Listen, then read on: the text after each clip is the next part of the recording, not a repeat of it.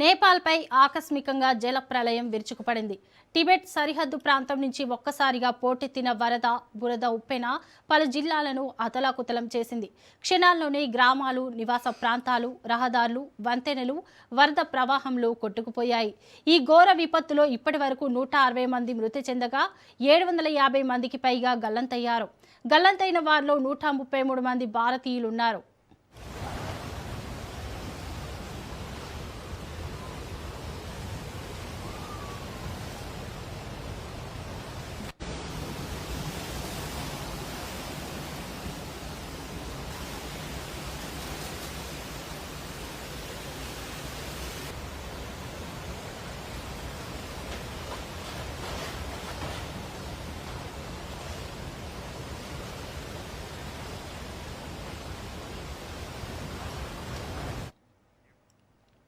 కైలాస మానస సరోవర్ యాత్రకు వెళ్లి తిరిగి వస్తున్న ఈషా ఫౌండేషన్కు చెందిన 77 మంది యాత్రికులు కూడా గల్లంతయి వారిలో ఉన్నారు.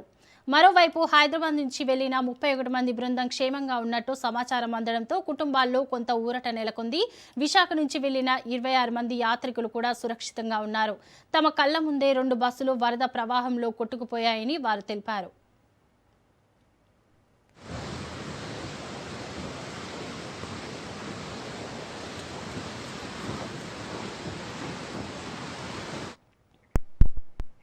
ఈ జల ప్రళయానికి భారీ వర్షాలే కారణం కాదని అధికారులు స్పష్టం చేశారు. టిబెట్లో సంభవించిన 4.4 తీవ్రత భూకంపం కారణంగా పర్వత ప్రాంతంలో భారీ కొండచర్య విరిగిపడిందని, దాని ప్రభావంతో నదులు ఒక్కసారిగా ఉప్పొంగి వరద పోటెత్తిందని ప్రాథమికంగా అంచనా వేస్తున్నారు. రసువా, తాడింగ్, నువాకోట్ సహా 7 జిల్లాల్లో తీవ్రంగా విధ్వంసం జరిగింది. వరద దాటికి ఇళ్లు, భవనాలు, వంతెనలు కొట్టుకుపోయాయి. పలు జల విద్యుత్ కేంద్రాలు దెబ్బతినడంతో విద్యుత్ సరఫరాకు అంతరాయం ఏర్పడింది.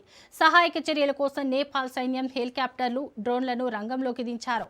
100 మందికి పైగా ప్రజలను ఇప్పటికే రక్షించినట్టు సమాచారం.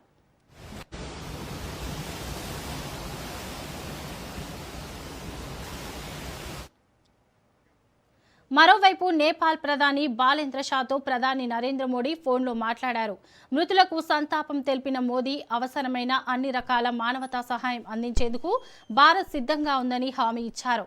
నేపాల్కు ఔషధాలు, ఆహారంతో కూడిన సహాయక సామాగ్రిని భారత్ పంపించింది. నేపాల్లో వరదల నేపథ్యంలో బీహార్, ఉత్తరప్రదేశ్ రాష్ట్రాలు కూడా అప్రమత్తమయ్యాయి. గండక్ నది ఉప్పొంగే అవకాశం ఉండడంతో నది పరివాహక ప్రాంతాల ప్రజలను అప్రమత్తం చేశారు అధికారులు.